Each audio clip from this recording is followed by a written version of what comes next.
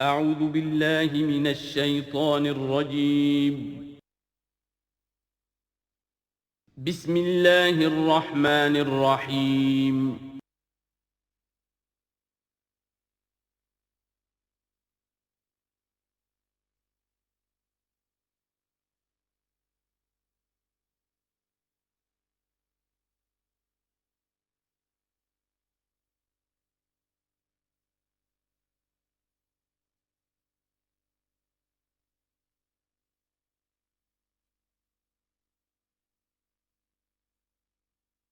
اعوذ باللہ من الشیطان الرجیم بسم اللہ الرحمن الرحیم الطلاق مرتان فامساک بمعروف او تسریح باحسان صدق اللہ العظیم۔ پچھلی نشست میں جو مضامین آئے تھے ان میں سے ایک کے بارے میں مجھے احساس ہوا کہ میں نے ایک بات شروع کی تھی لیکن نامکمل رہ گئی۔ آیت الاختلاف کے بارے میں نے عرض کیا تھا کہ وحدت ادیان کے فلسفے کا ایک جز صحیح ہے، ایک غلط ہے۔ صحیح جز کی وضاحت تو ہو گئی کہ یہ تمام جتنے بھی دنیا میں مذاہب ہیں اور دین ہیں یہ سب اسی دین حق سے نکلی ہوئی شاخیں ہیں۔ دین حق سے پگڈنڈیاں موڑی ہیں، صراط مستقیم سے پگڈنڈی موڑی ہے، کوئی بہت دور نکل گئی اور اس کا یوں سمجھیے کہ پہچانی ہوئی صورت بھی پہچانی نہیں جاتی، اتنی دور ہو گئی کہ اس کا اس دین حق کے ساتھ اب کوئی رشتہ نظر ہی نہیں آتا۔ کچھ اتنے دور نہیں ہوئے، قدرے قریب رہے، لیکن سب کی بنیاد ایک ہے۔ ظاہر بات ہے کہ حضرت آدم کی نسل سے بات شروع ہوئی ہے، حضرت آدم کی اولاد ایک ہی امت تھی۔ یہ تفرقے جو بھی ہوئے بعد میں ہوئے ہیں۔ تو وحدت ادیان اس اعتبار سے صحیح ہے کہ دنیا میں تمام ادیان، تمام نظام، تمام مذاہب جو ہیں وہ در حقیقت ایک ہی دین حق کی بگڑی ہوئی شکلیں ہیں، بدلی ہوئی شکلیں ہیں، لیکن اسی سے نکلی ہوئی شاخیں ہیں جنہوں نے شکلیں اپنی بدل لی ہیں۔ غلط حصہ یہ کہ اب جو یہ سب کچھ موجود ہے ان کو ایک کہنا یہ جہالت ہے۔ اب ان کو ظاہر بات ہے کہ ان کی شکلیں اتنی ہو چکی ہیں مختلف ایک دوسرے سے، اور اتنی ان میں تحریفات ہو چکی ہیں، اتنا تغیر و تبدل ہو چکا ہے کہ اب ان کو ایک کہنا موجودہ شکل میں یہ در حقیقت فتنہ ہے اور جہالت ہے۔ دوسری بات جو آخری مضمون آیا تھا 28ویں رکوع میں، دیکھیے اس کی ایک تمہید ہے، وہ سمجھ لیجئے۔ انسانی تمدن کا اہم ترین اور بنیادی ترین مسئلہ کیا ہے تمدن کا؟ ایک ہے انسانی زندگی کا مسئلہ۔ انسانی زندگی کا سب سے پہلا مسئلہ وہی ہے کہ جو حیوانی زندگی کا بھی ہے، اپنی مادی ضروریات، پیٹ کھانے کو مانگتا ہے، سب سے پہلے یہی ہے، اس میں کوئی شک نہیں۔ لیکن اس کے بعد جب دو انسان ملتے ہیں اور اس سے تمدن شروع ہوتا ہے، اس کا سب سے بڑا مسئلہ ہے انسان کی شہوت۔ اللہ نے دو جنسیں بنا دی ہیں، مرد ہیں، عورت ہیں، اور ان دونوں کے درمیان تعلق سے نسل آگے چلتی ہے۔ اب اس معاملے کو کیسے ہارنس کیا جائے، کیسے منظم کیا جائے، یہ جذبہ بہت پوٹنٹ ہے۔ جو فرائڈ نے کہا ہے، بس وہ یوں سمجھیے کہ ذرا زیادہ مرچ مسالہ لگا دیا، ورنہ اس میں کوئی شک نہیں کہ یہ بہت ہی پوٹنٹ جذبہ ہے انسان کا۔ انسٹنکٹ جو ہے، سیکس کا انسٹنکٹ، وہ بہت مضبوط ہے، بہت قوی ہے۔ لیکن جو شے جتنی قوی ہو اتنا ہی اسے پھر، جو گھوڑا جتنا منہ زور ہو اتنا ہی اس کو لگام دینا جو ہے وہ آسان نہیں ہوتا، اس کے لیے پھر مشقت کرنی پڑتی ہے۔ تو اب اگر تو اس سیکس کو اوپن کر دیا جاتا، کھلا سیکس، فری سیکس، آج کل یہ لفظ استعمال ہوتا ہے فری سیکس، کیوس ہوتا، تمدن میں فساد ہو جاتا۔ اس کے لیے شادی کا معاملہ کہ ایک عورت کا ایک مرد کے ساتھ رشتہ رہے، سب کو معلوم ہو کہ یہ اس کی بیوی ہے، یہ اس کا شوہر ہے، تاکہ اس طریقے سے نسب کا معاملہ بھی چلے اور ایک خاندانی ادارہ وجود میں آئے۔ ورنہ تو خاندانی ادارہ بس کیسے وجود میں آئے گا؟ فری سیکس میں تو خاندانی ادارہ وجود میں آ ہی نہیں سکتا۔ تو شادی کا، نکاح کا یہ رشتہ جو ہے یہ اللہ تعالیٰ نے اختیار کیا اور یہ انسانوں کو سکھایا۔ اب اس میں مرد اور عورت کیا بالکل برابر ہیں؟ اس سے بڑی حماقت کوئی نہیں، اس لیے کہ کسی بھی ادارے کے دو برابر کے سربراہ نہیں ہو سکتے۔ اتنی موٹی بات ہے کہ اگر آپ کسی ایک محکمے کے دو ڈائریکٹر بنا دیں، بات غلط ہو جائے گی، خراب ہو جائے گی۔ ایک ڈائریکٹر، مینیجنگ ڈائریکٹر، دوسرے 10 ڈائریکٹر بنا دیجیے آپ، لیکن اوپر ایک ہوگا، جنرل مینیجر ایک ہوگا، ڈپٹی مینیجر 10 رکھ دیجیے۔ ہر ادارے میں اگر نظم قائم کرنا ہے تو ایک اوپر ٹاپ پر ہونا چاہیے۔ لہذا جب ایک مرد اور ایک عورت، مرد اور عورت انسان ہونے کے ناطے بالکل برابر ہیں، ایک ہی باپ کے نطفے سے بیٹا بھی ہے بیٹی بھی ہے، ایک ہی ماں کے رحم میں بھائی نے بھی پرورش پائی ہے اور بہن نے بھی، اس اعتبار سے وہ برابر ہیں شرف انسانیت میں، نوع انسانی کی حیثیت سے، human dignity and honour they share both equally, absolutely equally. لیکن جب ایک مرد اور ایک عورت مل کر خاندان کے بنیاد رکھتے ہیں تو اب یہ برابر نہیں رہے۔ جیسے انسان سب برابر ہیں لیکن چپڑاسی اور افسر برابر نہیں ہے، اس کے کچھ اور اختیارات ہیں، اس کے کچھ اور اختیارات ہیں، اس کے کچھ اور فرائض ہیں، اس کے کچھ اور فرائض ہیں۔ اس طریقے سے اس رشتے کے معاملے میں، اور یہ بھی نوٹ کر لیجئے کہ یہی وجہ اس قدر تفصیل کے ساتھ سب سے پہلے احکام قرآن میں دیے جا رہے ہیں اسی آئلی قوانین کے متعلق، لیکن تمدن کی جڑ بنیاد یہ ہے، یہاں سے خاندان بنتا ہے، اور خاندانوں کے اجتماع کا نام معاشرہ ہے۔ خاندان کا نظام، اب ہمارا پاکستانی جو معاشرہ ہے، اگر ہماری 14 کروڑ تعداد ہے اس وقت، 7 افراد ایک خاندان کے اگر آپ شمار کر لیں تو آپ سمجھیے اتنے خاندان ہماری دنیا میں اس وقت موجود ہیں، 2 کروڑ خاندان ہیں، ان خاندانوں پر مشتمل ہے۔ خاندان کا ادارہ مستحکم ہوگا، معاشرہ مستحکم ہو جائے گا۔ خاندان کے ادارے میں صلاح ہوگی، فلاح ہوگی، معاشرے میں صلاح و فلاح آئے گی۔ وہاں فتور ہوگا، فساد ہوگا، بے چینی ہوگی، ظلم ہوگا، ناانصافی ہوگی، وہاں کنفلکٹس ہوں گے، میاں اور بیوی میں جو ہے جھگڑے ہو رہے ہوں گے تو اولاد کی تو جو ہے پھر وہاں تربیت صحیح نہیں ہو سکتی، ان کی تربیت میں منفی چیزیں شامل ہو جائیں گی۔ تو یہ ساری چیزیں جس کی وجہ سے بڑی تفصیل سے قرآن مجید میں احکام دیے گئے ہیں آئلی قوانین، ان میں جہاں تک یہ معاملات ہے، طلاق کا معاملہ ہے، اس میں برابر نہیں ہے۔ شادی کرنے میں عورت کو بھی حق ہے، وہ شادی سے انکار کر دے، جبر نہیں کیا جا سکتا۔ ایک مرتبہ وہ نکاح میں آ گئی ہے تو اب شوہر کا پلڑا بھاری ہے، شوہر اسے طلاق دے سکتا ہے، اگر ظلم کے ساتھ دے گا اللہ کے ہاں جواب دہی کرے گا اور پکڑ ہو جائے گی، لیکن اختیار ہے۔ وہ خود طلاق نہیں دے سکتی، البتہ طلاق حاصل کر سکتی ہے، خلا جسے ہم کہتے ہیں، وہ عدالت کے ذریعے سے، بڑوں کے ذریعے سے، رشتہ داروں کے ذریعے سے خلا کرے، لیکن طلاق دینے کا حق اس کو برابر نہیں ہے مرد کی طرح۔ اسی طرح اگر ایک طلاق دی تھی مرد نے اور اب یہ عدت پوری نہیں ہوئی ہے، وَبَعُولَتُهُنَّ أَحَقُّ بِرَدِّهِنَّ، اب وہ کہے تو نے طلاق دے دیا، میں تیرے گھر میں بسنے کو تیار نہیں ہوں، نہیں، اختیار مرد کا ہے، عدت کے اندر 3 مہینے کے اندر وہ اس کو واپس لے سکتا ہے، اس کو طلاق رجعی کہتے ہیں۔ یہ تمام چیزیں ایسی ہیں کہ بہرحال خواتین کو اچھی نہیں لگتی، اور آج کی دنیا میں تو جو یہ مرد و عورت کی مساوات کا سلسلہ ہے، یہ شیطان کا سب سے بڑا فلسفہ اور معاشرے میں فساد اور گندگی پیدا کرنے کا اس کا سب سے بڑا ہتھیار ہے۔ اور اب جو کچھ رہی صحیح اقدار ہماری ایشیا کے ممالک جو ہیں، زیادہ تر مسلمان ممالک ہیں، ان میں خاندانی نظام کی جو بچی کھچی شکل رہ گئی ہے اس کو برباد کرنے کے لیے یہ قاہرہ کانفرنس اور بیجنگ کانفرنس، اس ایشیا کا گھیراؤ دونوں طرف سے، مشرق سے اور مغرب سے، کہ عورت کو آزاد کرو، عورت کو اٹھاؤ، ایمینسیپیشن کے نام پر، آزادی کے نام پر، اور مرد و عورت کی مساوات کے نام پر، تاکہ خاندانی نظام ٹوٹ کر رہ جائے، جیسے کہ ان کے ہاں ٹوٹ چکا ہے خاندانی نظام نے۔ یہ کلنٹن صاحب نے کہا تھا اپنے سال 9 کے میسج میں کہ عنقریب ہماری قوم، امریکن نیشن، بہت جلد اس کی اکثریت حرام زادوں پر مشتمل ہوگی، born out of wedlock, وہ کسی شادی کے نکاح کے نتیجے میں کوئی وجود میں نہیں آئے ہیں، زنا کے نتیجے میں وجود آئی بھی قوم ہوگی۔ 1 پیرنٹ فیملی رہ گئی ہے، ماں ہی باپ ہے اور وہی ماں ہے، اور وہ دونوں وہ جانتے ہی نہیں۔ اب وہاں بڑی ایک مہم اٹھ رہی ہے کہ ہر انسان کا حق ہے کہ اسے معلوم ہو کہ میرا باپ کون ہے۔ وہاں تو بہت سے لوگ پتہ ہی باپ کون ہے میرا، کیا پتہ۔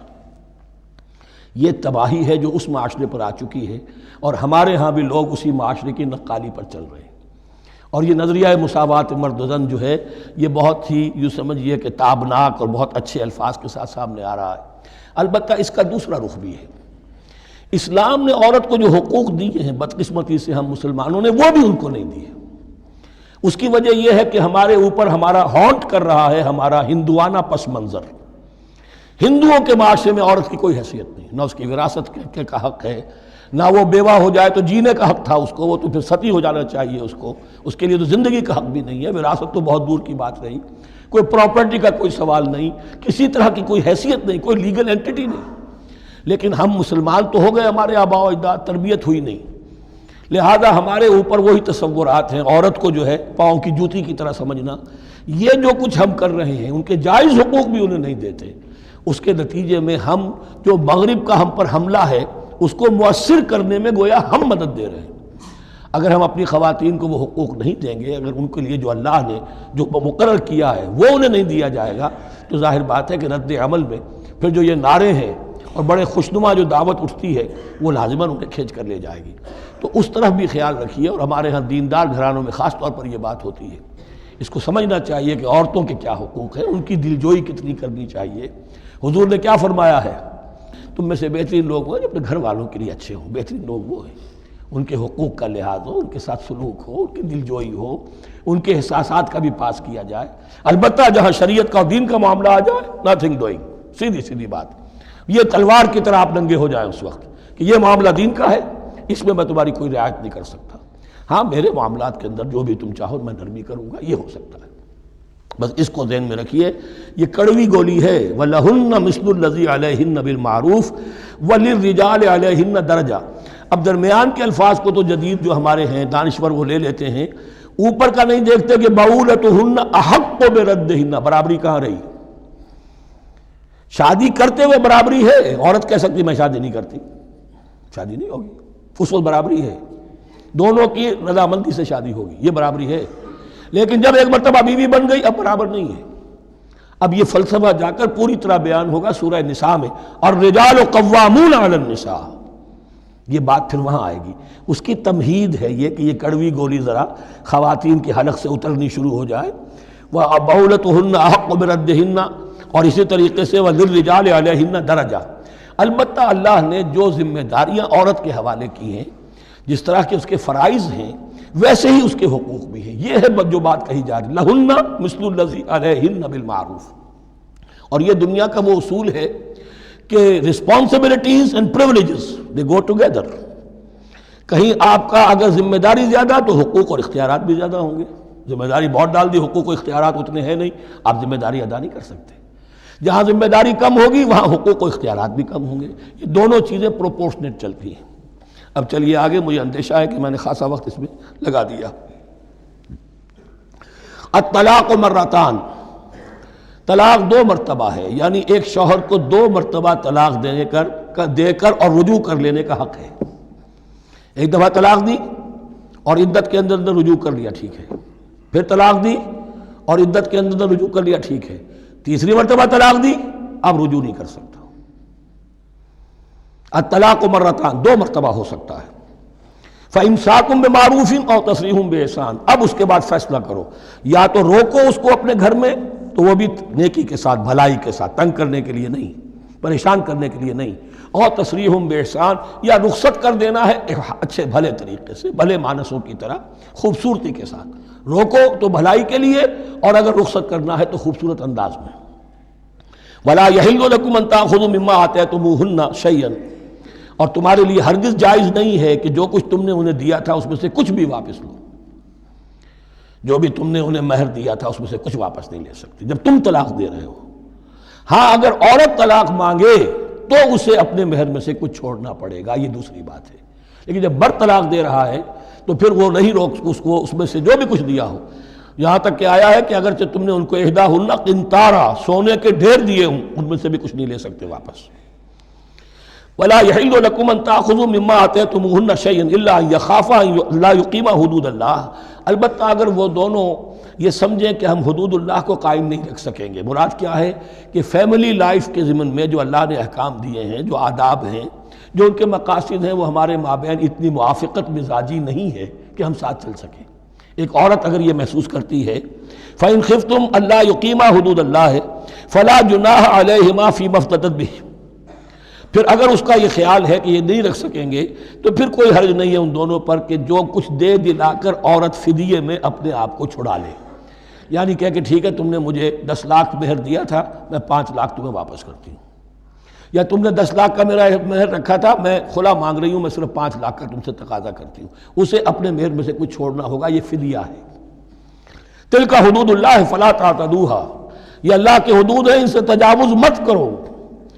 دیکھیے روزے وغیرہ کے ضمن میں فلا تقربوها، اور یہاں فلا تعتدوها، اس لیے کہ یہاں بڑے دھڑلے سے آدمی جو ہے وہ ان حدود کو پامال کر جاتے ہیں، قانون یہی رہ جاتا ہے، روح اس کی ختم ہو جاتی ہے۔ وَمَن يَتَعَدَّ حُدُودَ اللَّهِ فَأُولَٰئِكَ هُمُ الظَّالِمُونَ، اور جو اللہ کے حدود سے تجاوز کرتے ہیں وہی ظالم لوگ ہیں۔ فَإِن طَلَّقَهَا، اب اگر تیسری مرتبہ طلاق دے دی، الطلاق مرتان تو ہو چکا نا، اس کے بارے میں سارے احکام آ گئے، لیکن اب اگر دے دی مراد ہے تیسری مرتبہ، فَإِن طَلَّقَهَا فَلَا تَحِلُّ لَهُ مِن بَعْدِ حَتَّىٰ تَنكِحَ زَوْجًا غَيْرَهُ، تو اب وہ اس کے لیے جائز نہیں ہوگی جب تک کہ وہ عورت کسی اور شوہر سے شادی نہ کرے۔ اس کو حلالہ کہتے ہیں، لیکن یہ حلالہ کروانا یا کرنا اور کسی کے ساتھ یہ معاہدہ کرنا تم شادی کر لو پھر طلاق دے دینا، اس پر لعنت فرمائی ہے، حضور نے لعنت فرمائی ہے۔ اور ہمارے ہاں علم میں آتی ہے، یہ بات سننے میں آتی ہے کہ بہت سے علماء نے اس کو دھندا بنا رکھا ہے۔ حلالہ مولوی مشہور ہیں مختلف شہروں کے اندر۔ فَإِن طَلَّقَهَا فَلَا تَحِلُّ لَهُ مِن بَعْدُ حَتَّىٰ تَنكِحَ زَوْجًا غَيْرَهُ فَإِن طَلَّقَهَا، پھر اگر وہ بھی دوسری شادی کی دوسری جگہ پر، اس عورت نے اس شوہر سے بھی نہیں بنی، اس نے بھی طلاق دے دی، فَلَا جُنَاحَ عَلَيْهِمَا أَن يَتَرَاجَعَا، تو اب کوئی گناہ نہیں ہوگا ان دونوں پر کہ وہ رجوع کر لیں، پہلے سابق شوہر سے شادی کر لیں۔ یعنی عورت کو شاید عقل آ گئی ہو، کوئی اسی کی زیادتی تھی کہ پہلے شوہر کے ہاں بس نہیں سکی، اب دوسری مرتبہ کا تجربہ ہو گیا تو اس کے کان ہو گیا کہ کوئی غلطی میری ہی ہے، اب شاید دوبارہ وہ اپنے شوہر کی طرف، سابقہ شوہر کی طرف رجوع کرنا چاہے تو اس کی اجازت ہے۔ ان ظنا یقیما حدود اللہ، اگر ان کو یہ یقین ہو کہ وہ اللہ کے حدود کی پاسداری کر سکیں گے۔ اللہ کے حدود جو ہیں احکام شریعت، ان کو بہرحال مد نظر رکھنا ہے اور فائق رکھنا ہے۔ وَتِلْكَ حُدُودُ اللَّهِ يُبَيِّنُهَا لِقَوْمٍ يَعْلَمُونَ، اور یہ وہ حدود ہیں اللہ کے جن کو وہ واضح کر رہا ہے، کھول کھول کر بیان کر رہا ہے ان لوگوں کے لیے کہ جو علم حاصل کرنا چاہیں۔ ترجمہ یہ ہوتا ہے عام طور پر جنہیں علم حاصل ہے، اصل میں کسی وقت فعل کو طلب فعل کے معنی میں استعمال کیا جاتا ہے عربی زبان میں، یعلمون جو جاننا چاہیں، جن کی اندر طلب ہے علم کی۔ وَإِذَا طَلَّقْتُمُ النِّسَاءَ فَبَلَغْنَ أَجَلَهُنَّ، تو جب تم لوگ اپنی بیویوں کو طلاق دو اور پھر وہ اپنی عدت پوری کر لیں، فَأَمْسِكُوهُنَّ بِمَعْرُوفٍ أَوْ سَرِّحُوهُنَّ بِمَعْرُوفٍ، تو اب چاہو تو روکو انہیں لیکن معروف طریقے سے، اور چاہو تو انہیں رخصت کر دو وہ بھی اچھے طریقے پر۔ وَلَا تُمْسِكُوهُنَّ ضِرَارًا لِتَعْتَدُوا، اور دیکھو ایسا نہ کرو کہ تم روکو انہیں تنگ کرنے کے لیے۔ اچھا ذرا اس کی میں اور خبر لوں گا رجوع کر کے، ذرا اگر تو طلاق ہو گئی تو آزاد ہو جائے گی، غصہ اتنا چڑھا ہوا ہے کہ ابھی وہ غصہ ٹھنڈا نہیں ہوا ہے، رجوع کر رہا ہے اس لیے کہ اسے اور پریشان کروں، اسے اور تکلیفیں پہنچاؤں۔ تو اب یہ کیا ہوا، قانون تو اجازت دے رہا ہے لیکن تم نے قانون کا مذاق اڑایا، تم نے اللہ کی دی ہوئی اس اجازت کا ناجائز استعمال کیا۔ ہاں اگر بسانے کا واقعی ارادہ ہو گیا ہے تو ضرور تم رجوع کر لو، رجوع کا حق تمہیں ہے، لیکن اگر یہ نہیں ہے، پریشان کرنا ہے، فَلَا تُمْسِكُوهُنَّ وَلَا تُمْسِكُوهُنَّ ضِرَارًا لِتَعْتَدُوا، ضدم زدہ ان پر زیادتی کرنے کے لیے، ستانے کے لیے۔ وَمَنْ يَفْعَلْ ذَلِكَ فَقَدْ ظَلَمَ نَفْسَهُ، اور جو کوئی بھی یہ کام کرے گا اس نے اپنی جان پر ظلم ڈھایا۔ وَلَا تَتَّخِذُوا آیَاتِ اللَّهِ هُزُوًا، اور دیکھو اللہ کی آیات کو مذاق اور کھیل نہ بنا لو، ٹھٹھا نہ بنا لو۔ یہ اچھی طرح جان لیجئے، لا از لا and there can be law which has no flaw. Flawless law is impossible. اس لیے تقوی، اللہ کا خوف ہر جگہ پر بار بار، ورنہ تم اللہ کی شریعت کا تماشا بنا دو گے، ٹھٹھا بنا دو گے۔ وَلَا تَتَّخِذُوا آیَاتِ اللَّهِ هُزُوًا وَاذْكُرُوا نِعْمَتَ اللَّهِ عَلَيْكُمْ، اور یاد کرو، ذکر کرو، شعور کرو اللہ کے انعامات کا جو تم پر ہوئے ہیں۔ وَمَا أَنزَلَ عَلَيْكُمْ مِنَ الْكِتَابِ وَالْحِكْمَةِ، اور جو اس نے نازل فرما دی ہے تم پر اپنی کتاب، اپنی شریعت اور حکمت، یعظکم بہ، اس کے ذریعے سے تمہیں نصیحت کر رہا ہے، سیدھا راستہ بتا رہا ہے۔ واتقوا اللہ، اللہ کا تقوی اختیار کرو۔ وَاعْلَمُوا أَنَّ اللَّهَ بِكُلِّ شَيْءٍ عَلِيمٌ، اور جان لو کہ اللہ تعالیٰ کو ہر چیز کا حقیقی علم حاصل ہے۔ وَإِذَا طَلَّقْتُمُ النِّسَاءَ فَبَلَغْنَ أَجَلَهُنَّ فَلَا تَعْضُلُوهُنَّ أَن يَنكِحْنَ أَزْوَاجَهُنَّ إِذَا تَرَاضَوْا بَيْنَهُم بِالْمَعْرُوفِ، اور جب تم اپنی عورتوں کو طلاق دے دو پھر وہ اپنی عدت پوری کر لیں تو مت آڑے آؤ اس میں کہ وہ عورتیں پھر نکاح کر لیں اپنے سابق ازواج سے، اذا تراضوا بینہم بالمعروف، جبکہ وہ آپس میں رضامند ہو جائیں بھلے طریقے پر۔ یعنی اگر طلاق مغلظ نہیں ہے، دیکھیے ایک طلاق ہوتی ہے بائن، پہلی طلاق دوسری طلاق، یہ جب تک عدت ختم نہیں ہوئی طلاق رجعی کہلاتی ہے، اس کے دوران شوہر کو رجوع کرنے کا حق ہے۔ عدت پوری ہو گئی، اب یہ بائن ہو گئی، اب شوہر اور بیوی کا جو رشتہ ہے ٹوٹ گیا۔ اب اگر نکاح ہوگا تو دوبارہ ہوگا، اس میں عورت کی مرضی کو دخل ہے۔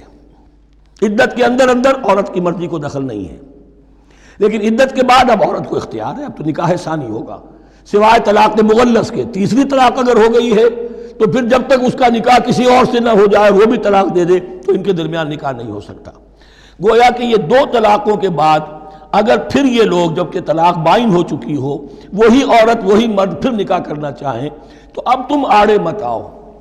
ہوتا کیا ہے، عورت کے بھائی ہیں، اب انہیں غصہ چڑھا ہوا، اس بدماش نے یہ کچھ کیا تھا، اس نے تمہیں ایسے ایسے ستایا تھا، اس نے یہ کیا تھا، اب تمہیں ہم شادی نہیں کرنے دیں گے اس کے ساتھ۔ نہیں، یہ کام تمہارا نہیں ہے۔ اگر وہ اذا تراضوا بینہم، اگر وہ باہم راضی ہو جائیں تو تم اب ان کے آڑے مت آؤ۔ بالمعروف ذالک یوعظ بہ من کان منکم یؤمن باللہ والیوم الآخر، یہ وہ چیزیں ہیں جن کی نصیحت کی جا رہی ہے تم میں سے ان کو جو واقعتاً ایمان رکھتے ہو اللہ پر اور یوم آخر پر۔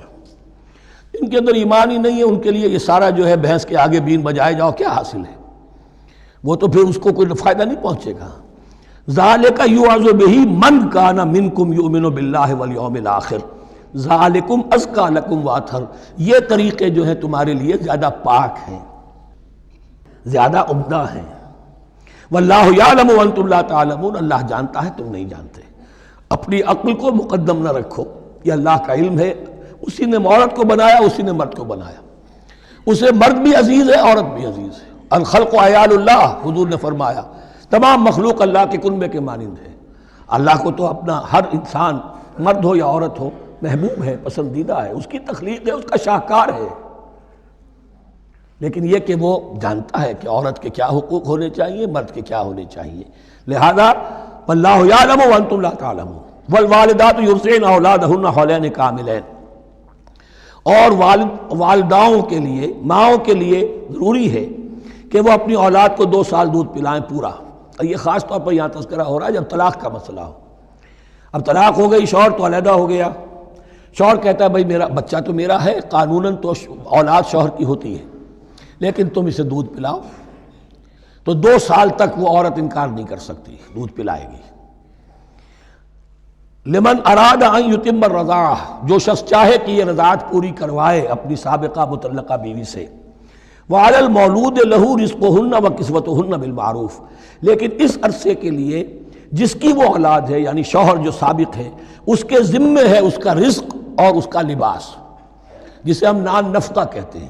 2 سال اگر اس نے دودھ پلانا ہے، اس ماں نے، مطلقہ ماں نے اپنے طلاق دینے والے شوہر کے بیٹے کو یا بیٹی کو، تو اب اس عرصے کے دوران اس کا نان نفقہ اس کے ذمے ہے، باپ کے ذمے ہے، بالمعروف، بڑے طریقے سے۔ یعنی یہ کہ ایسا نہ ہو کہ ہے تو کروڑ پتی لیکن اب وہ اس کو بیوی کو مطلقہ کو وہ دینا چاہے نان نفقہ اپنی خادماؤں کی طرح کا، نہیں، وہ ہونا چاہیے معروف طریقے پر۔ لا تکلف نفس الا وسعها، کسی پر ذمہ داری نہیں ڈالی جاتی مگر اس کی وسعت کے مطابق۔ لا تضار والدۃ بولدہا، نہ تو تکلیف پہنچائی جائے والدہ کو اپنے بچے کی وجہ سے، ولا مولود لہ بولدہ، نہ جس کا وہ اولاد ہے، جس کا وہ بیٹا یا بیٹی ہے یعنی باپ، نہ اس کو تکلیف پہنچائی جائے۔ کوئی لا ضرر ولا ضرار، حضور کی حدیث ہے، دونوں کے ساتھ منصفانہ سلوک کیا جائے۔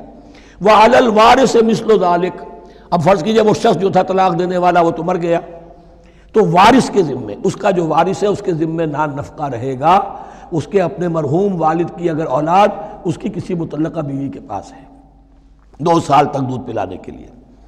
فَإِنْ أَرَادَا فِصَالًا، اب یہ بھی ہو سکتا ہے کہ وہ دونوں جو ہیں کہے کہ سب میں تو دودھ نہیں پلاتی، یا یہ کہ وہ شوہر چاہے ان تراض منہما، دونوں راضی ہو جائیں کہ میں دودھ نہیں پلواتی، آپ دودھ چھڑوا دیجئے۔ وتشاور، آپس میں رضامندی اور مشورت سے، فلا جناح علیہما، اس میں بھی کوئی حرج نہیں۔ اگر دودھ چھڑوانا چاہیں، وہ کسی اور سے دودھ پلوانا چاہتے ہیں، کوئی دایا رکھ لی ہے اس سے دودھ پلوانا چاہتا ہے، ٹھیک ہے، لیکن ہونا چاہیے جبر نہ ہو، ماں پر جبر نہ ہو۔ ان تراض منہما، دونوں کی رضامندی سے، وتشاور، اور مشورے سے، فلا جناح علیہما، تو پھر ان دونوں پر کوئی حرج نہیں ہے۔ وَإِنْ أَرَدْتُمْ أَن تَسْتَرْضِعُوا أَوْلَادَكُمْ فَلَا جُنَاحَ عَلَيْكُمْ، اگر تم چاہو کسی اور سے اب دودھ پلوانا، رضاعت کروانا، تو اس میں بھی کوئی حرج نہیں۔ فَلَا جُنَاحَ عَلَيْكُمْ إِذَا سَلَّمْتُمْ مَا آتَيْتُمْ بِالْمَعْرُوفِ، جبکہ ان کی ماں، اس کی ماں کو تم دے چکو جو کچھ کہ تم نے طے کیا تھا معروف اور بھلے طریقے پر۔ واتقوا اللہ، اور اللہ کا تقوی اختیار کرو، وَاعْلَمُوا أَنَّ اللَّهَ بِمَا تَعْمَلُونَ بَصِيرٌ، اور جان لو کہ جو کچھ تم کر رہے ہو اللہ اسے دیکھ رہا ہے۔ وَالَّذِينَ يُتَوَفَّوْنَ مِنْكُمْ وَيَذَرُونَ أَزْوَاجًا، اور وہ کہ جو تم میں سے وفات پا جائیں اور وہ چھوڑ جائیں بیویاں، یتربصن بانفسہن، اب یہ عدت جو تھی، ایک تھی طلاق کی عدت، وہ 3 ماہواریاں آ جانا، 3 مہینے اندازن، اور ایک ہے جو فوت ہو گیا، اور بیوہ کی عدت کیا ہے۔ والذین یتوفون، جو تم میں سے وفات دے دیے جائیں، منکم تم میں سے، ویذرون ازواجا، پیچھے بیویاں چھوڑ گئے ہوں، یتربصن بانفسہن 4 اشہر وعشرا، وہ روکے رکھیں اپنے نفسوں کو 4 مہینے اور 10 دن، 4 مہینے 10 دن تک ایک جو بیوہ عورت ہے وہ کوئی اور نکاح نہیں کر سکتی، 4 مہینے 10 دن۔ فَإِذَا بَلَغْنَ أَجَلَهُنَّ، اور جب وہ اپنی اس مدت تک پہنچ جائیں، یعنی پوری ہو گئی مدت عدت کی، فَلَا جُنَاحَ عَلَيْكُمْ فِي مَا فَعَلْنَ فِي أَنفُسِهِنَّ، تو اب تم پر کوئی گناہ نہیں ہے اس معاملے میں جو وہ اپنے بارے میں کریں۔ اب وہ آزاد ہے، نکاح کر سکتی ہیں۔ اب تم روکنا چاہو، ہماری ناک کٹ جائے گی، یہ بیوہ بیٹھ نہیں سکی، اس سے رہا نہیں گیا، نہیں، غلط بات، تمہارا کوئی اختیار نہیں۔ لا جناح علیکم فیما فعلن فی انفسہن بالمعروف، کریں نیک طریقے سے، بھلے طریقے سے، شریعت کے مطابق، قواعد شریعت کے مطابق، تو تمہارا اختیار نہیں ہے کہ روکو۔ واللہ بما تعملون خبیر، اور جو کچھ تم کر رہے ہو اللہ اس سے باخبر ہے۔ ولا جناح علیکم فیما عرضتم بہ من خطبۃ النساء واکننتم فی انفسکم، اب یہ انہی بیواؤں کا ذکر ہو رہا ہے، تم پر کوئی حرج نہیں ہے کہ جو تم اشارے میں کوئی بات و پیغام دینا چاہو کسی بیوہ کو، اشارے کنائے میں، لیکن یہ کہ اس میں عدت کے دوران نکاح تو نہیں ہو سکتا، اشارے کنائے میں یہ کچھ بات کہی جا سکتی ہے کہ مجھے دلچسپی ہے، شاید میں کوئی بھی طریقہ اختیار کیا جائے۔ او اکننتم فی انفسکم، یا اپنے دلوں میں چھپائے رکھو، تو اللہ کو کوئی اعتراض نہیں۔ اس میں یہ کہ ظاہر بات ہے کہ ایک آدمی علم اللہ انکم ستذکرونہن، اللہ کے علم میں ہے تمہیں ان کا خیال تو آئے گا ہی، آخر یہ عورت تھی، بیوہ ہو گئی ہے، اب میں اس سے شادی کر سکتا ہوں، آپ کو رغبت ہے اس کی طرف نکاح کی، تو اب کوئی آدمی سوچے میرے دل میں خیال آ رہا ہے بیوہ کے بارے میں، میں تو گناہ گار ہو گیا، میرا دل گناہ گار ہو گیا، نہیں، یہ قانون فطرت ہے۔ علم اللہ انکم ستذکرونہن، اللہ کے علم میں ہے ان کا خیال تو تمہیں آئے گا ہی۔ ولکن لا تواعدوہن سرا، لیکن ایسا نہ کرو کہ ان سے معاہدہ کر لو خفیہ خفیہ، طے ہو جائے، بات پکی ہو جائے، سرا الا ان تقولوا قولا معروفا، سوائے اس کے کہ کوئی معروف بات کہہ دی جائے جس سے انہیں اشارہ مل جائے، بس۔ ولا تعزموا عقدۃ النکاح حتی یبلغ الکتاب اجلہ، اور مت باندھو گراہ نکاح کی جب تک کہ قانون شریعت اپنی مدت پوری نہ کر لے، یعنی عدت جب تک پوری نہ ہو جائے۔ اب یہاں دیکھیے حتی یبلغ الکتاب، کتاب سے مراد شریعت، قانون شریعت، کتاب سے مراد یہاں کیا ہے کہ جو بھی قانون آ چکا ہے کتاب کے اندر، 4 مہینے 10 دن کے بعد نکاح اس سے پہلے نہیں ہوگا۔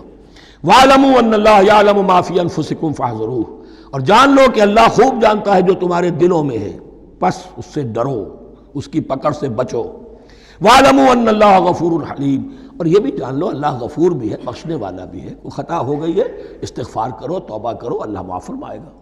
اور حلیم ہے، وہ فوراً نہیں پکڑتا بلکہ ڈھیل دیتا ہے، مہلت دیتا ہے، اگر چاہو تو تم توبہ کر لو۔ لا جناح علیکم ان طلقتم النساء ما لم تمسوهن او تفرضوا لهن فریضہ، تم پر کوئی گناہ نہیں ہے کہ تم ایسی بیویوں کو طلاق دے دو کہ جن کو نہ تو تم نے اب تک چھوا ہو اور نہ ان کے لیے مہر مقرر کیا ہو۔ یہ ہو جاتا تھا نکاح جو ہے بچپن میں بھی کر دیے جاتے تھے، لیکن ابھی کوئی نوبت نہیں آئی ہے، نکاح تو ہو گیا لیکن نہ کوئی مہر مقرر ہوا ہے، نہ کوئی ان کی ملاقات ہوئی ہے، تو اگر ایسا کرو گے تو تم طلاق دے سکتے ہو۔ وَمَتِّعُوهُنَّ، لیکن شرافت کا تقاضا یہ ہے کہ جو لڑکی تم سے منسوب رہی ہے، اب اگر وہ رشتہ توڑ رہے ہو تو اسے کچھ دے دلا کر، اسے کچھ نہ کچھ متاع، کچھ سامان دنیاوی دے کر۔ مَتِّعُوهُنَّ عَلَى الْمُوسِعِ قَدَرُهُ وَعَلَى الْمُقْتِرِ قَدَرُهُ، جو وسعت والا ہے، جس کو کشائش حاصل ہے، غنی ہے، وہ اپنی حیثیت کے مطابق، اور جو تنگ دست ہے وہ اپنی حیثیت کے مطابق۔ متاعًا بالمعروف، اور یہ ساز و سامان دینا جو ہے یہ بھی بھلے انداز میں ہو، ایسا نہ ہو جو خیرات دی جا رہی ہو۔ حقاً علی المحسنین، یہ حق ہے محسنین پر، یہ سمجھے کہ ہم پر اللہ تعالیٰ کی طرف سے عائد کردہ یہ ذمہ داری ہے۔ وَإِن طَلَّقْتُمُوهُنَّ مِن قَبْلِ أَن تَمَسُّوهُنَّ وَقَدْ فَرَضْتُمْ لَهُنَّ فَرِيضَةً، اور اگر دوسری شکل یہ ہے کہ تم نے طلاق دی ایسی بیوی کو کہ جس کو تم نے چھوا تو نہیں ہے لیکن مہر مقرر ہو چکا تھا، فَنِصْفُ مَا فَرَضْتُمْ، تو اب آدھا مہر جو ہے جو تم نے فرض کیا تھا، جو طے کیا تھا، اس کا آدھا تو تمہیں دینا ہی دینا ہے۔ الا یعفون، الا یہ کہ وہ معاف کر دیں، ہمیں آدھا بھی نہیں چاہیے، یا چلیے ہمیں چوتھائی دے دیجئے۔ او یعفو الذی بیدہ عقدۃ النکاح، یا وہ اس کے اندر جو ہے سخاوت سے کام لے کہ جس کے ہاتھ میں نکاح کی گرہ ہے، گرہ تو مرد کے ہاتھ میں ہے، وہ کھول سکتا ہے، عورت طلاق دے نہیں سکتی، لہذا کیوں نہ ایسا کرو کہ تم پورا ہی مہر دے دو۔ فرمایا وَأَن تَعْفُوا، اگر تم درگزر کرو اور زیادہ دو، اقرب للتقوی، یہ تقوی سے قریب تر ہے۔ وَلَا تَنْسَبُوا الْفَضْلَ بَيْنَكُمْ، اپنے مابین احسان کرنا مت بھولو، اور اپنے مابین جو فضیلت اللہ نے تمہیں دی ہے عورتوں پر اس کو مت بھولو۔ تمہارا پھر ایٹیچیوڈ بھی ایسا ہونا چاہیے کہ تم اپنے بڑے ہونے کے حساب سے ان کے ساتھ نرمی کرو، ان کو زیادہ دو، ان کو جتنا بھی مہر مقرر کیا تھا اس سے بھی زیادہ دے دلا کے رخصت کرو۔ قانون میں تو صرف مہر ہوگا، البتہ قانون یہی ہے کہ اگر انہیں چھوا نہیں ہے، مقاربت نہیں ہوئی ہے، لیکن یہ کہ مہر مقرر ہو چکا تھا تو آدھا مہر تو لازماً دینا ہے۔ آدھا بھی یہ چھوڑ سکتی ہے عورت، لیکن تمہارے لیے بہتر ہے کہ تم پورا دو یا اور زیادہ دو۔ ان اللہ بما تعملون بصیر، یقیناً جو کچھ تم کر رہے ہو اللہ دیکھ رہا ہے۔ حافظوا علی الصلوات والصلاۃ الوسطیٰ، محافظت کرو پوری طرح، چوکس ہو کر، چوکنے ہو کر تمام نمازوں کی، اور خاص طور پر صلاۃ وسطیٰ کی۔ یعنی بار بار جو آ رہا ہے جان لو اللہ جانتا ہے، جان لو اللہ دیکھ رہا ہے، جو کچھ تم کر رہے ہو اللہ کی نگاہ میں ہے، جو کچھ تم کر رہے ہو اللہ باخبر ہے، یہ سارا کچھ جو ہے یہ اللہ کی یاد ذہن میں برقرار رکھنے کے لیے تمہیں نماز دی گئی ہے۔ 5 وقتہ تم حاضر ہو، دنیا کے کاروبار سے نکلو اور آ کر پھر عہد اللہ سے اپنا جو ہے، یہ جو حفیظ کا ایک شعر ہے، آؤ سجدے میں گرے لوح جبیں تازہ کریں، سرکشی نے کر دیے دھندلے نقوش بندگی، آؤ سجدے میں گرے لوح جبیں تازہ کریں۔ یہاں پر جو ہمارا بندگی کا نقش تھا سرکشی کی وجہ سے وہ دھندلے ہو گئے ہیں۔ سرکشی نے کر دیے دھندلے نقوش بندگی، آؤ سجدے میں گرے لوح جبیں تازہ کریں، کہ پھر اس پر اللہ تعالیٰ کے ساتھ جو عہد کیا ہے ایاک نعبد و ایاک نستعین اسے پھر تازہ کریں۔ حافظوا علی الصلوات والصلاۃ الوسطیٰ، صلاۃ وسطیٰ کے بارے میں بہت سے اقوال ہیں، لیکن عام طور پر اس سے مراد عصر کی نماز لی گئی ہے۔ دن میں 2 نمازیں اس سے پہلے ہیں، فجر ہے، ظہر ہے، 2 پھر بعد میں ہیں، مغرب ہے، عشاء ہے۔ وقوموا للہ قانتین، اور کھڑے ہوا کرو اللہ کے سامنے پورے ادب کے ساتھ، یعنی ایک تو رکوع ہے جس میں جھکنا ہے، سجدہ ہے جھکنے کی انتہا ہے، قیام بھی قنوت کے ساتھ ہو، معلوم ہو کہ ایک بندہ اپنے آقا کے سامنے کھڑا ہے، اس کے کھڑے ہونے کے انداز میں بھی معلوم ہو کہ تواضع ہے، عجز ہے۔ فَإِنْ خِفْتُمْ فَرِجَالًا أَوْ رُكْبَانًا، اور اگر تم خوف کی حالت میں ہو تو چاہے پیادہ چلتے ہوئے، سفر کرتے ہوئے، دشمن پیچھا کر رہا ہے، آپ کہیں جا رہے ہیں تو چاہے اب رکیں گے نماز پڑھیں گے تو وہ تعاقب میں قریب آ جائے گا، تو رجالن چلتے ہوئے، یا کہیں جلدی جانا ہے اور وہاں پر ابھی فوری طور پر حملہ کرنا ہے تو اس میں یہ ہے کہ جنگ کی حالت میں یہ رعایتیں ہیں، چلتے ہوئے اور رکبانہ یا سوار ہونے کی حالت میں بھی نماز پڑھی جا سکتی ہے۔ فَإِذَا أَمِنْتُمْ، لیکن پھر جب امن میں ہو جاؤ، فَاذْكُرُوا اللَّهَ كَمَا عَلَّمَكُمْ، پھر اللہ کو یاد کرو جیسے کہ تمہیں اس نے سکھایا ہے۔ کس نے سکھایا ہے؟ محمد الرسول اللہ نے۔ صلو کما رأیتمونی اصلی، نماز پڑھو جیسے کہ تم مجھے دیکھتے ہو میں نماز پڑھتا ہوں۔ وہ ہے اللہ کا سکھایا ہوا، اس لیے کہ یہ بھی ثابت ہے روایات سے کہ حضرت جبرائیل نے آ کر حضور کو نماز پڑھائی ہے، 2 دن پڑھائی ہے۔ ایک دن 5 نمازیں اول وقت میں پڑھائیں، دوسرے دن 5 نمازیں آخری وقت میں پڑھائیں، اور بتا دیا کہ ان نمازوں کا وقت ان اوقات کے دوران ہے۔ تو معلم جو ہے حضور کے نماز کے معاملے میں حضرت جبرائیل ہے، اور اب حضور جو ہے پوری امت کے لیے معلم ہے۔ فَإِذَا أَمِنْتُمْ فَاذْكُرُوا اللَّهَ كَمَا عَلَّمَكُمْ مَا لَمْ تَكُونُوا تَعْلَمُونَ، جو تم نہیں جانتے تھے اللہ نے تمہیں سکھایا ہے۔ وَالَّذِينَ يُتَوَفَّوْنَ مِنْكُمْ وَيَذَرُونَ أَزْوَاجًا، اور پھر دوبارہ لوٹ کر معاملہ آ رہا ہے بیواؤں کا، اور جو لوگ تم میں سے وفات دے دیے جائیں اور وہ چھوڑ جائیں پیچھے بیویاں، وصیۃ لازواجہم متاعا الی الحول غیر اخراج، تو ان کی بیویوں کے لیے وصیت لازماً، اپنی بیویوں کے لیے وصیت لازماً کریں 1 سال تک کے لیے نان نفقے کی، اور بغیر اس کے کہ انہیں گھروں سے نکالا جائے۔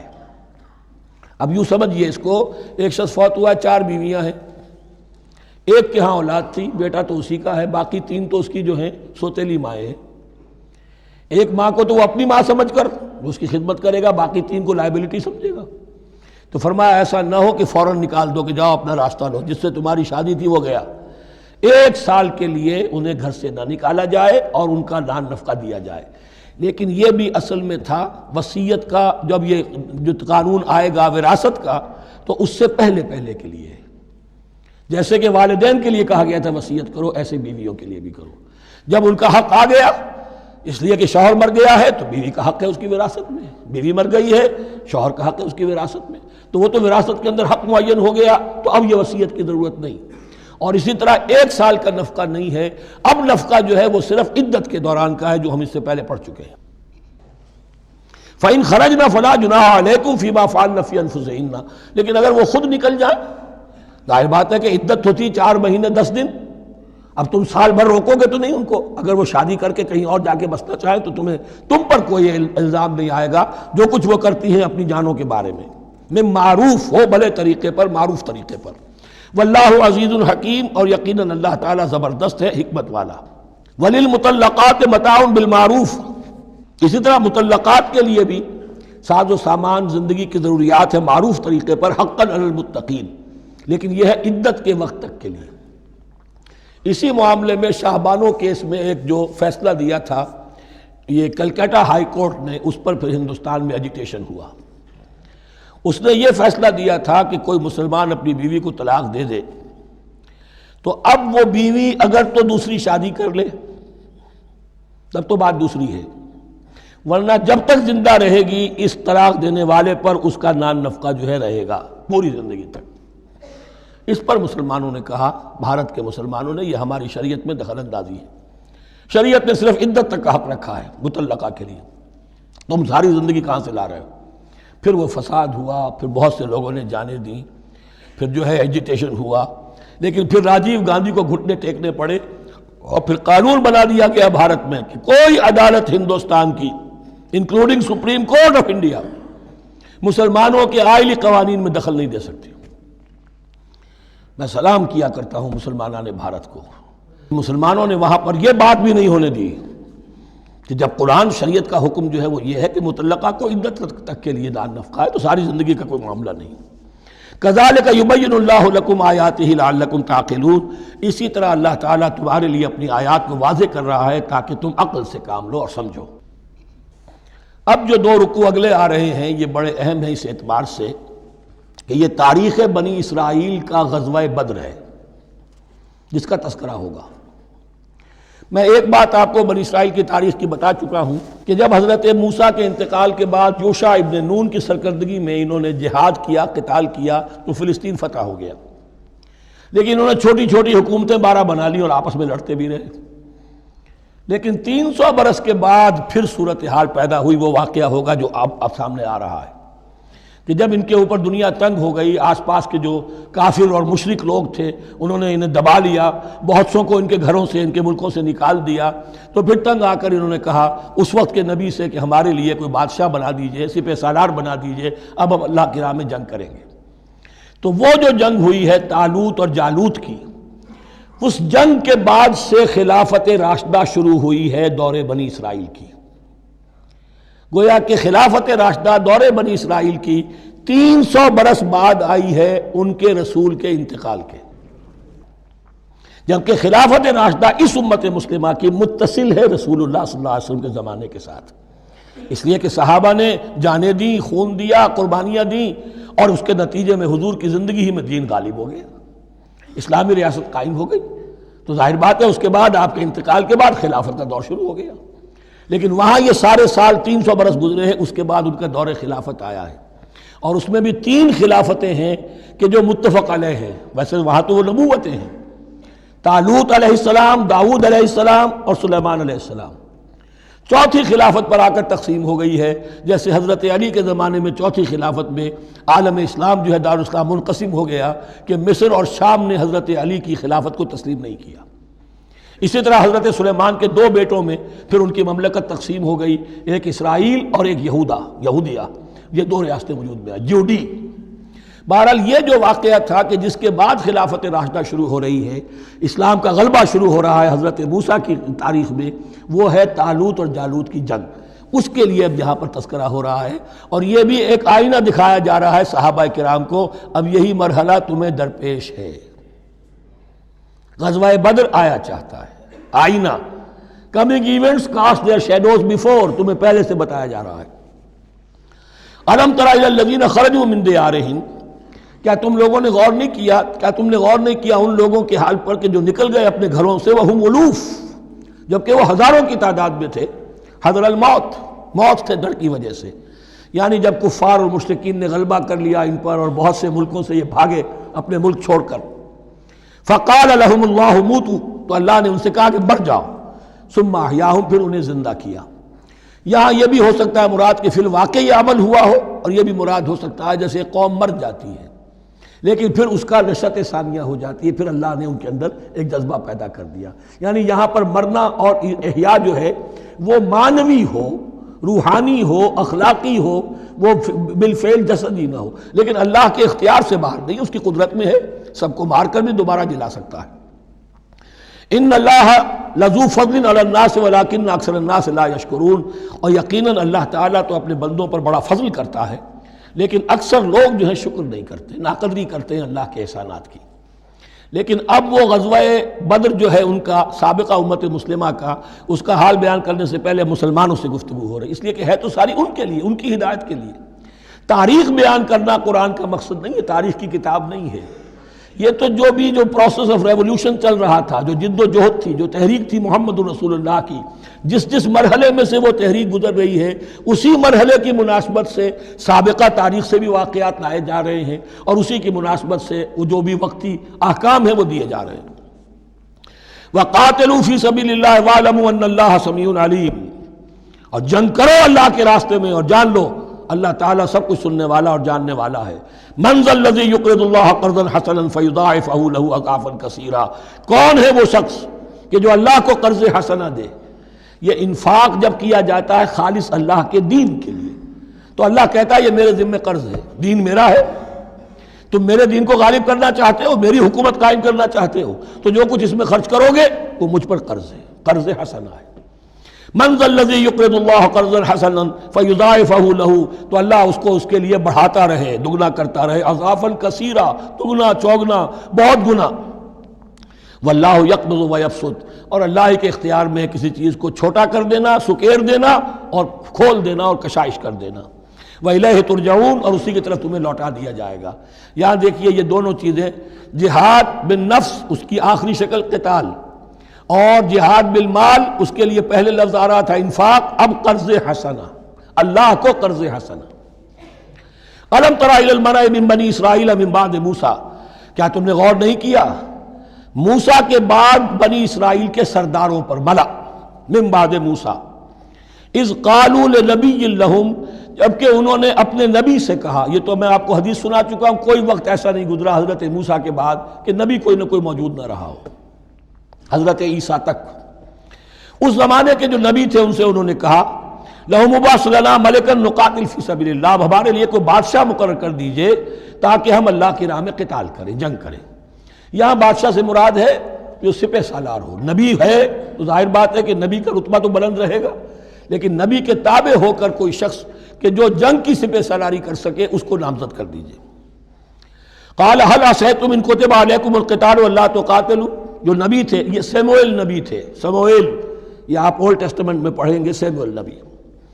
انہوں نے کہا کہ اس کا بھی اندیشہ ہے کہ جب جنگ فرض کر دی جائے اللہ تقاتلوا، پھر تم جنگ نہ کرو، یعنی ابھی تو بڑے تمہارے دعوے ہیں، بہادری دکھا رہے ہو، بڑا جوش و خروش ہے، کہیں ایسا تو نہیں ہوگا کہ ادھر سے میں اللہ تعالیٰ سے اجازت بھی لوں جنگ کی اور تمہارے لیے کوئی سپہ سالار یا بادشاہ بھی بنا دوں اور پھر تم جنگ سے کنی کترا جاؤ۔ قالوا وما لنا الا نقاتل فی سبیل اللہ، ان کا کیسے ممکن ہے کہ ہم اللہ کی راہ میں قتال نہ کریں؟ وقد اخرجنا من دیارنا وابنائنا، جبکہ ہمیں نکال دیا گیا ہے ہمارے گھروں سے اور ملکوں سے اور اپنے بیٹوں سے، یعنی ان کی اولاد کو تو انہوں نے غلام بنا لیا، ان کی عورتوں کو بانیہ بنایا، اب یہ تو نکلے ہوئے ہیں اپنے ملکوں سے خوف سے بھاگے ہوئے۔ فلما کتب علیہم القتال، تو جب ان پر وہ جنگ فرض کر دی گئی، تولوا الا قلیلا منہم، تو پیٹھ پھیر گئے سب کے سب سوائے کچھ لوگوں کے۔ یہ گویا کہ تنبیہ کی جا رہی ہے، مسلمانوں تم بھی بہت کہتے رہے ہو کہ حضور ہمیں جنگ کی اجازت ملنی چاہیے، ہم کب تک یہ ظلم سہیں گے، لیکن ایسا نہ ہو دیکھو اب جب جنگ کا حکم آئے، اب پڑھ چکے ہم وہ آیت کتب علیکم القتال وہو کرہ لکم، اب اچھی نہیں لگ رہی جنگ، جان تو پیاری ہے، تو اب دکھا دیا گیا وہاں بھی یہ ہوا۔ واللہ علیم بالظالمین، اور اللہ ایسے ظالموں سے خوب باخبر ہے۔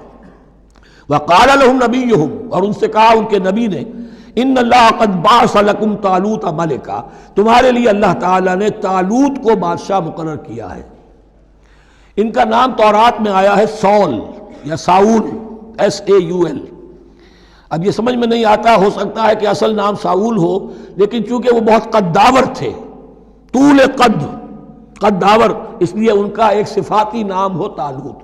قرآن مجید نے صفاتی نام لیا ہے کہ وہ بہت قداور تھے۔ قالوا انا یکون له الملک علینا، اب انہوں نے کہا کیسے ہو سکتا ہے کہ اسے بادشاہت ملے ہمارے اوپر، ونحن احق بالملک منہ، ہمیں زیادہ حق حاصل ہے اس کے مقابلے میں کہ ہمیں بادشاہی دی جائے۔ ولم یؤت سعۃ من المال، وہ تو مفلس ہے، اسے تو اللہ نے کوئی زیادہ دولت دی نہیں ہے، کیونکہ ان کے معیار تو یہی تھے، جو دولت مند ہے وہی صاحب عزت ہے۔ قال ان اللہ اصطفاہ علیکم، اب نبی نے کہا اب جو چاہو کہو، اللہ نے اس کو چن لیا ہے تم پر، یہ فیصلہ اب ہو چکا، اللہ کا فیصلہ ہے، ڈیوائن ججمنٹ ہے، ڈیوائن ڈیسیجن ہے، کین ناٹ بی ریووکڈ۔ وزادہ بسطۃ فی العلم والجسم، اور اسے کشادگی عطا کی ہے علم اور جسم دونوں چیزوں میں، قداور ہے، طاقتور ہے، اور اسی طریقے سے علم اور فہم دیا ہے۔ تم دولت دیکھتے ہو، اللہ نے چنا ہے ان دو چیزوں کی بنا پر، جسمانی طاقت، جسمانی قوت، اس دور میں ظاہر بات ہے اس کی بہت ضرورت تھی، اور دوسرے یہ کہ اسے علم دیا ہے، فہم دیا ہے، سمجھ دی ہے، دانش دی ہے۔ واللہ یؤتی ملکہ من یشاء، اور اللہ تعالیٰ جس کو چاہتا ہے اپنی بادشاہت دے دیتا ہے۔ واللہ واسع علیم، اللہ بہت سمائی والا ہے، واسع، اس کی وسعت جو ہے وہ اتھا ہے، اور علیم، اور سب کچھ واسع علیم، جاننے والا ہے، یعنی وہ جس کو جو کچھ دیتا ہے بربنائے علم دیتا ہے، کون اس کا مستحق ہے۔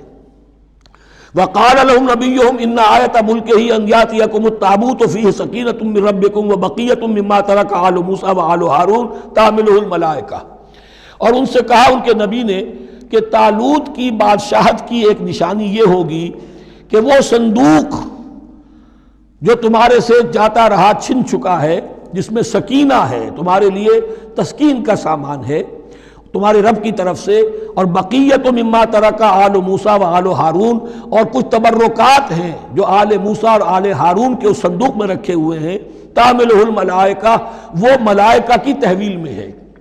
اب ان کی بادشاہی کی علامت کے طور پر وہ صندوق تمہارے پاس واپس آ جائے گا۔ اصل میں یہ تابوت سکینہ جو ہے یہ ان کا ایک بڑا لکڑی کا صندوق ہے، اب بھی ہے، ان کا دعویٰ ہے کہ موجود ہے، اور مسجد اقصیٰ کے نیچے جو سرنگ ہے اس میں موجود ہے۔ بعض ذرائع سے فوٹو لے کر بھی انہوں نے ڈاکومنٹری فلم بھی ابھی دکھا دی ہے کہ موجود ہے۔ نبوکدنضر نے جب گرایا تھا 586 قبل مسیح میں، جو حضرت سلیمان کا بنایا ہوا ہیکل تھا، اس کے تہخانے میں وہ رہتا تھا، اور وہیں پر جو ربائی تھے وہاں موجود تھے، ربانیین، تو جب گرایا گیا ہے اس کو ہیکل کو تو اسی میں وہ دب گئے ہیں، لیکن وہ چاروں طرف سے جو بھی تہخانہ تھا بند ہو گیا ہوگا، اور وہاں پر ان کی لاشیں بھی ہیں اور تابوت سکینہ بھی ہے۔ لیکن ہوا یہ تھا کہ جب ان کے پڑوسی ملکوں نے انہیں شکستیں دی تو وہ تابوت سکینہ بھی چھین کر لے گئے۔ اب اس میں گویا کہ ان کے لیے بہت بڑی بات تھی کہ ان کے لیے کم سے کم ایک دل کی روحانی تسکین کا سامان تھا۔ ہمارے پاس حضرت موسیٰ کے تبرکات ہیں، عصائے موسیٰ اس میں ہے، رکھا ہوا ہے، اب بھی ہے۔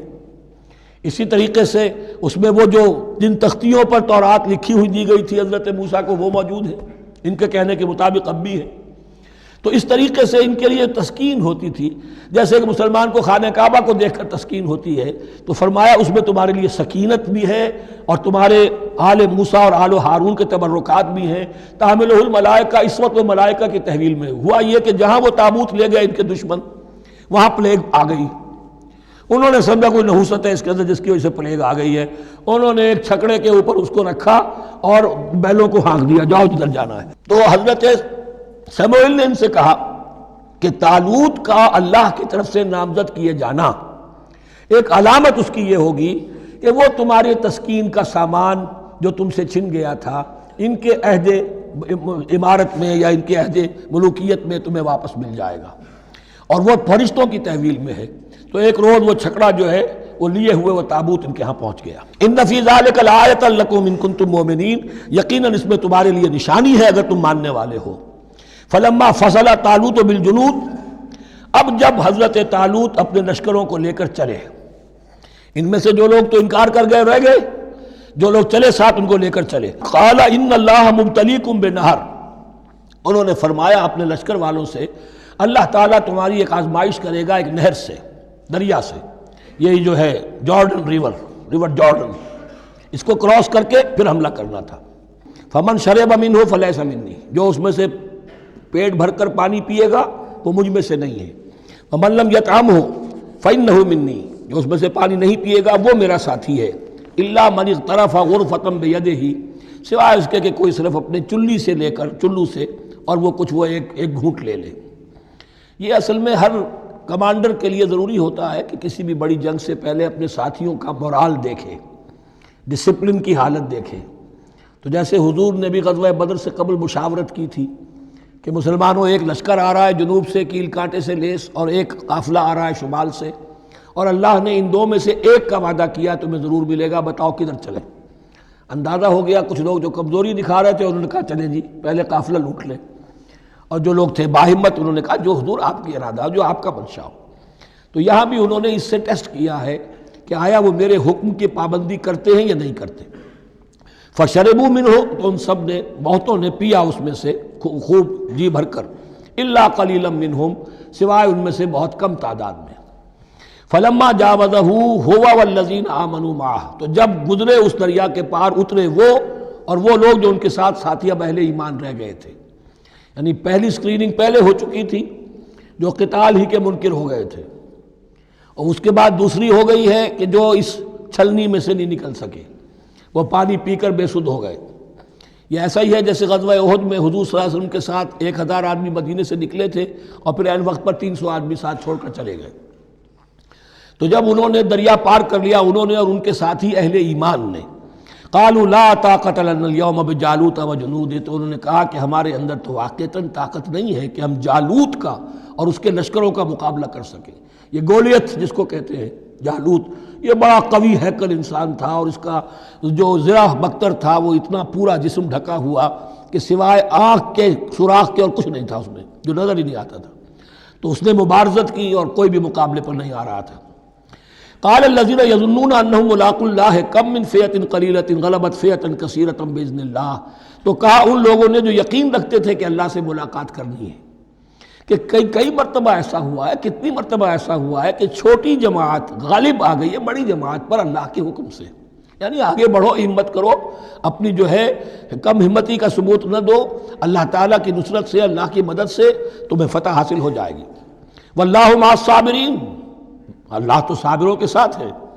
وَلَمَّا بَرَزُوا لِجَالُوتَ وَجُنُودِهِ، تو جب وہ سامنے آئے جالوت اور اس کے لشکروں کے، برزا ظاہر ہو جانا، سامنے آمنے سامنے آ جانا، اب ادھر ان کا لشکر ہے طالوت علیہ السلام کا اور ادھر وہ جالوت کا لشکر ہے۔ قالوا، اب انہوں نے دعا کی، ربنا افرغ علینا صبرا، اے اللہ ہم پر صبر اڈھیل دے۔ یہ افرغ کا لفظ ہوتا ہے کسی برتن سے پانی اس طرح گرا دینا کسی کے اوپر کہ وہ برتن خالی ہو جائے، گھڑوں پانی ڈال دینا یا کچھ اور برتن میں سے۔ افرغ علینا صبرا، ہم پر صبر اڈھیل دے، صبر کی بارش فرما دے۔ ربنا افرغ علینا صبرا وثبت اقدامنا، اور ہمارے قدموں کو جما دے، وانصرنا علی القوم الکافرین، اور ہماری مدد فرما ان کافروں کے مقابلے میں۔ یہی دعا گویا کہ تلقین کی جا رہی ہے اہل ایمان کو کہ جب بدر کے موقع پر تمہارا مقابلہ ہوگا تو تمہیں یہ دعا کرنی چاہیے۔ فَهَزَمُوهُمْ بِإِذْنِ اللَّهِ، تو انہوں نے بھگا دیا ان کو اللہ کے حکم سے، اللہ کے اذن سے، اللہ کی مشیت سے۔ وَقَتَلَ داود جالوتا، اور قتل کیا جالوت کو داود نے۔ یہ داود جو ہے تورات سے معلوم ہوتا گڈریے تھے، جنگلوں میں رہتے تھے اپنی بھیڑیں بکریاں لے کر، اور ان کے پاس ایک گوپیا ہوتا تھا، اس گوپیے کے اندر پتھر رکھ کر اس کو گھما کر وہ مارتے تھے، لیکن نشانہ اتنا صحیح تھا کہ اس سے وہ کہتے تھے کہ میں شیروں کے جبڑے توڑ دیتا ہوں۔ جب کبھی شیر آتے ہیں میرے بھیڑوں بکریوں کے گلوں پر حملے کے لیے، تو جب وہ آ گئے اتفاق سے، جب لشکر آمنے سامنے تھے، ادھر جالوت للکار رہا ہے آئے کوئی میرے مقابلے میں، ادھر سب کے سب سہمے کھڑے ہیں، کوئی آگے نہیں نکل رہا، تو حضرت طالوت آئے، یہ حضرت داود آ گئے اتفاقاً، کہا معلوم ہوا کیا سچویشن ہے، یہ ہے کہ اچھا ٹھیک ہے، میں اس غیر مختون کا میں معاملہ کرتا ہوں، اس لیے کہ یہ ان کے یہاں سب سے بڑی گالی تھی۔ حضرت ابراہیم کی ملت میں ہے ختنہ، اور یہ جو کفار اور مشرک تھے ان کے ہاں ختنہ نہیں تھی، تو نامختون ہونا ان کے ہاں یہ سب سے بڑی گالی تھی۔